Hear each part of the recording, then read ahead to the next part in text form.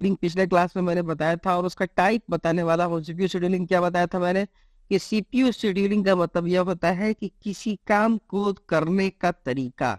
मतलब मैंने बताया था ना कि ये लाइन वाला लाइन से काम होगा, या जो बड़ा होगा उससे काम होगा, जो या स्पेसिफिक कोई होगा तो उससे काम होगा। उसी के बारे में मैंने बताया था। और बताया था कि ये सब तरीके होते हैं सीपीयू शेड्यूलिंग के, मतलब टाइप्स ऑफ सीपीयू शेड्यूलिंग यही होता है। अब रियल लाइफ में कह लो या भी कह लो, तो रियल लाइफ एग्जांपल के साथ पढ़ेंगे, टाइप ऑफ शेड्यूलिंग पढ़ेंगे। जैसे कि आपको पता है कि मैं रियल लाइफ एग्जांपल के साथ ही हमेशा बताता हूँ। तो आगे चलते हैं और सबसे पहले देखते हैं फर्स्ट कम फर्स्ट सर्व। मतलब इसमें होता यह है कि सीपीयू जो होता है हमारा, आप रियल लाइफ में समझो, मान लो कि आपके पास 5 काम। तो आप सोचते हो कि पहले जो काम आए उसको कर दिया जाए। आप जैसे लाइन में लगने जाते हो, आप जाते हो दूध की लाइन में सपोज दैट, या फिर आप जाते हो बिजली बिल भरने, या फिर आप जाते हो सपोज दैट सिनेमा टिकट के लेने। तो टिकट लेने जब जा रहे हो तो क्या होता है, फर्स्ट कम फर्स्ट सर्व, जो पहले आता है, या लाइन लगे हुए हो, और ये जो पहले आता है मतलब ये वाला इंसान जो पहले होगा उसको टिकट मिल जाता है। तो सीपीयू, जब सीपीयू में 10 काम होता है तो सीपीयू क्या कर सकता है, फर्स्ट कम फर्स्ट सर्व पे ले सकता है। मतलब कि जिसका काम सबसे पहले आए भाई उसका काम खत्म करके निपटाया जाए। एक ये तरीका हो सकता है काम करने का। दूसरा तरीका, राउंड रॉबिन अल्गोरिदम। ये बहुत इंपॉर्टेंट है और एग्जाम में भी बहुत पूछा जाता है कि राउंड रॉबिन क्या होता है। राउंड रॉबिन अल्गोरिदम ऐसा अल्गोरिदम है जिसमें क्या होता है कि हर काम को एक टाइम दे दिया जाता है, जिस टाइम में उस काम को खत्म करना होता है। जैसे कि एग्जांपल देते हैं कि आप मान लो कि आपके फादर हैं, आपने बोल दिया बिजली का बिल जमा करो, तो आपको टाइम दे दिया गया कि 1 दिन के अंदर इस बिजली के बिल को जमा कर देना है। आप टीचर ने होमवर्क दे दिया करने के लिए, वो बोल दिया कि हमको 1 वीक के अंदर होमवर्क करके दिखाना है। ठीक है, तो ये 1 वीक में अगर आप नहीं करोगे तो वो फिर आप फेल हो जाओगे। या फिर आप 1 दिन में बिजली बिल जमा नहीं करोगे तो आपका चार्ज ज्यादा लग जाएगा या फाइन लग जाएगा, है कि नहीं। तो ये होता है राउंड रॉबिन। राउंड रॉबिन का मतलब ये सब काम को एक टाइम दे दिया जाए कि भाई आपको हर 5 मिनट के अंदर ही काम खत्म करके निकल जाना है। उसको उतना ही टाइम दिया जाता है जितने में वो निकल जाए। इससे फायदा ये होता है कि उसमें अगर कोई प्रॉब्लम होती है तो उसको वेटिंग स्टेट में डाल दिया जाता है कि नहीं। आगे चलते हैं हम लोग नेक्स्ट वीडियो के नेक्स्ट स्लाइड पे, और देखते हैं इसमें क्या होता है। तो ये हो गया। अब आते हैं शॉर्टेस्ट जॉब फर्स्ट। ऐसा भी होता है कि आपके पास 5 काम है, आप सोचते हो कि चलो भाई छोटा वाला काम पहले कर लिया जाए, कि नहीं। आप सोचते हो कि आपको सपोज दैट आपको गेम खेलना है, सपोज दैट आपके पास 5 काम है। एक तो दूध लाने जाना है, मान लो मिल्क दूध लेने जाना है, आपको बिजली का बिल जमा करना है, आपको सिनेमा टिकट लेना है, आपको बहुत सारा काम है। तो आपको लगता है कि दूध बहुत जल्दी आ जाएगा, तो आपने क्या किया, शॉर्टेस्ट जॉब वाला काम पहले कर लेते हैं कि भाई छोटा काम है पहले इसको खत्म करके निपटा दो, एक तो काम होगा। सॉरी।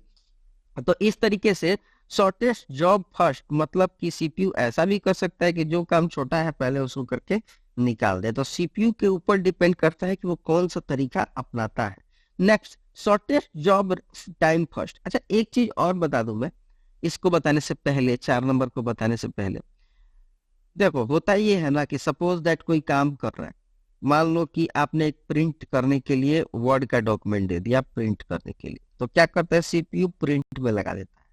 अब प्रिंट कर रहा है इसी तरह, मान लो कि नेट खत्म हो गया, मान लो नेट से प्रिंट हो रहा है, तो क्या होगा, ये प्रोसेस वेटिंग में चला जाता है। क्या होगा, ये वेटिंग, ये बताया भी था हमने एक बार, वेटिंग में चला जाता है कि भाई नेट आएगा तभी चलेगा, है ना। तब तक दूसरा प्रोसेस काम करने लगता है। तो ये सब वेटिंग स्टेट रेडी स्टेट साथ में चलते रहता है। वो तो चलेगा ही कि मतलब जो काम पहले है उसको कर दिया जाए, लेकिन अगर पेंडिंग कुछ है तो उसको बैक में कर दिया जाए, है कि नहीं। जैसे आपको मान लो कि मिला कि आपको सपोज दैट कपड़ा सिलवाने जाना है, क्लॉथ, कपड़ा सिलवाने जाना है, और आपको जाते समय बाइक से जाना है, बाइक से। अब पता चला कि बाइक आपका दोस्त लेके गया है, तो आप क्या करोगे, वेटिंग में डाल दोगे इस काम को। क्यों डाल दोगे, क्योंकि आपके पास रिसोर्स नहीं है, आपके पास बाइक नहीं है। जब आएगा तो दिया जाएगा, लेकिन उसका उस समय क्या बैठे रहते हो आप, नहीं, आप जॉब 2 करते हो। मतलब कोई और काम है, चलो भाई इसको निपटा लेते हैं, दूध लाना है उसको निपटा लेते हैं। क्यों, क्योंकि ये काम आपका हो जाएगा। जब तक आप वेट करोगे कि अब आपका बाइक आएगा तब करेंगे, तब दूसरे काम का वेट क्यों करोगे? आप पहले जो समय है उसी में काम निपटा लेते हो। तो इसी को बोलते हैं हम लोग सीपीयू शेड्यूलिंग। और टाइम जो भी होता है, टाइम को कैसे हम लोग मैनेज करते हैं। शॉर्टेस्ट टाइम फर्स्ट, मतलब शॉर्टेस्ट रिमेनिंग टाइम फर्स्ट। अब मान लो कि जॉब 1 है, जॉब 2 है, जॉब 3 है, 3 जॉब है, और जॉब 3 को प्रोसेस के लिए भेजा गया। कहाँ भेजा गया? सीपीयू में प्रोसेस के लिए भेजा गया। हुआ ये कि ये वेटिंग स्टेट में चला गया। क्यों चला गया? क्योंकि नेट खत्म हो गया। नेट खत्म हो गया तो वेटिंग स्टेट में चला गया जॉब 3। जॉब 2 आया, भाई कि हमको काम दे दो।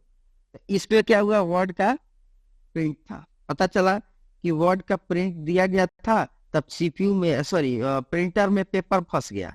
ठीक है, तो ये भी वेटिंग में चला गया। ठीक है, लेकिन अब मान लो कि 2 चीज वेटिंग में है, वेटिंग 1, वेटिंग 2। पहला वेटिंग में इसलिए क्योंकि पेपर फंस गया है, दूसरा वेटिंग इसलिए नहीं क्योंकि नेट चला गया है।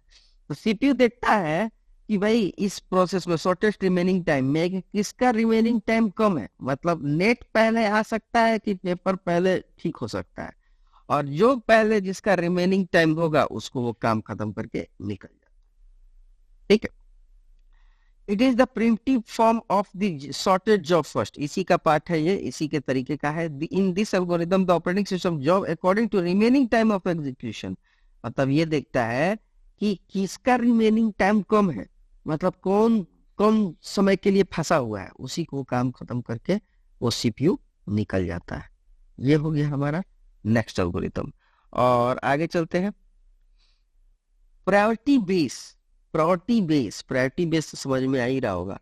पथलेटिकल को प्रायोरिटी में assign to the each process. मैंने अभी बताया था ना कि रेस्टोरेंट में खाना खा रहे हैं और साथ में मोदी आ गए, तो मोदी जी आ गए या फिर सचिन तेंदुलकर आ गए, तो कौन खाएगा पहले? भाई ये लोग बड़े लोग हैं, पहले खाएंगे। तो सीपीयू अगर इस तरीके का काम करता है, जैसे आपके पास 10 काम है, आपको ये काम है, एक खाना बनाना है, रोटी बनाना है, आपको घूमने जाना है, बहुत सारा काम करना है, लेकिन बीच में पापा ने बोला कि भाई उनका बाइक ठीक करा के लाओ, तो पहले प्रायोरिटी बेस पे उनका काम होता है। तो जब शेड्यूलिंग इस तरह के काम को निपटाता है तो उसको हम लोग भी बोलते हैं क्या? Priority based scheduling. नेक्स्ट चलते हैं हम लोग, highest response ratio next. In this algorithm the process is highest response ratio with schedule next. मतलब कि ऐसा काम जो जल्दी जल्दी हो जा रहा है, उससे मतलब नहीं है कि वो बड़ा है कि छोटा है कि पहले आया है कि प्रायोरिटी देना है, नहीं। जिसका काम जल्दी जल्दी हो जा रहा है उसको हम लोग करते हैं हाईएस्ट रिस्पॉन्स रेशियो नेक्स्ट। मतलब जिसका काम बहुत तेजी से हो रहा है कि नहीं, तो उसी को हम लोग बोलते हैं क्या? Highest response ratio next. ठीक है, तो इसी तरह से ये वीडियो बना और आपको मैंने समझाने की कोशिश की कि सीपीयू शेड्यूलिंग के टाइप्स कौन कौन से होते हैं और क्या क्या उनमें फर्क होता है। मुझे लगता है कि आपको समझ में आ गया होगा। अगर कोई समझ नहीं आया तो वीडियो में आप देखिए दोबारा, तिबारा आपको समझ में आएगा। कमेंट बॉक्स में कमेंट डालिए। Thank you.